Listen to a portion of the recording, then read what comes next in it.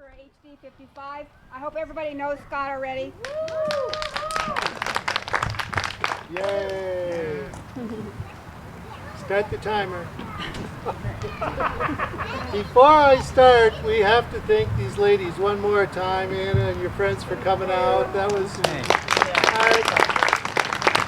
so. But a lot of you don't realize, but I worked with high schools for 26 years. So, and I can remember all those times, killing time in between class changes and that I would go and listen to speeches, to listen to kids sing, to go look at artwork. And every time I just got choked up about that, and this choked me up today. So I really appreciate what you guys have done. So thank you very much. So despite what Alice Marie said, I did not design the districts around here. Had I designed them, I would have designed them exactly as they are, by the way. So, sorry about that. I should have that right down there. Now, I give a lot of talks and speeches and all that stuff in front of different groups over the last couple of years especially, and I usually start out in that, I'm Scott Beilfuss, I'm Vice Chair of the Mesa County Democrats, and probably none of you have ever seen a Democrat before in Mesa County. I am what one looks like. So we take it from there. And I still do start that out that way. And, a lot of people that I work with have no idea that there's even more than 10 Democrats in all of the county. So the good thing about what's going on right now is we have laid a little base over the last couple of years. And I know in my area, I've been a volunteer, I've worked with lots of groups, I'm with nonprofit organizations, community organizing groups, and the issues that are big right now are democratic issues. The economy's very, very high in everybody's concerns, very high on the CMU graduates coming up. It's going to be a big mess going in there once, if I get elected and go to the House. You're going to be walking into a beehive. It's just, we are $3.3 billion short this year. That's probably not going to cover it. And as of last week, a lot of people don't know, we ran out of unemployment money. So we are borrowing from the federal government right now like $50 billion to pay for our, well, no, it's not that much. $50 million a week, $50 million a week. There's a lot of big numbers out there. $50 million a week to pay for our unemployment in Colorado. Now the money is loaned to us, and we can take that money, we can run a deficit on that, but we have to pay it back. 0% interest, but because of Tabor, we're going to have a hard time coming up money to pay that. On top of that, we have the Gallagher issue going on. So there are some monumental problems down there, but below the economic part is our part. What about health care? What about Medicaid? 400,000 people are eligible for Medicaid now that weren't eligible 6 months ago. We already have 1 million people on Medicaid in Colorado. 25,000 people in Mesa County alone became insured on Medicaid because of the Affordable Care Act. And now the joker in Washington wants to pull the Affordable Care Act.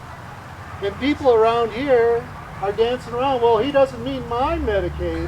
Well, yes, sir. Yes, ma'am, he does mean your Medicaid. Well, no.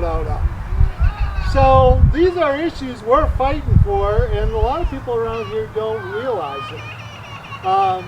What about child care? One of the biggest messes, my daughter has 2 kids in Littleton. Her child care is going to be about $2,500 a month when she goes back to work. And that is not all that lower here, if you can find it. The school funding thing is out of whack. They cut colleges 27% this spring. 27% on top of the lowest funded college systems in the country. We're on the verge of closing down colleges in Colorado. That's how bad it's getting. We have an elderly population that is booming like crazy. I'm part of it. Okay, boomer, right? Boomers are coming to Grand Junction. They asked me yesterday on the chamber interview about what economic opportunities around here. It's like, You can't swing a cat without seeing somebody with gray hair around here. I think there's some opportunities on working with the older folks. It's going to fill up our assisted living places, our independent living places. There's a gigantic need for affordable housing for the elderly. There's a huge need for services to be coordinated for elderly to stay in their homes. We have a tsunami of dementia and Alzheimer's patients coming down the road. You know, they are going to fill up the nursing homes, and 2/3 of the people in nursing homes are on Medicaid. So these are all gigantic issues that somebody's got to look for or look out for us about. Because the Republicans don't care. The Republicans are, well, they can pull themselves up by their bootstraps. Oh, what about my grandmother that's 82 years old?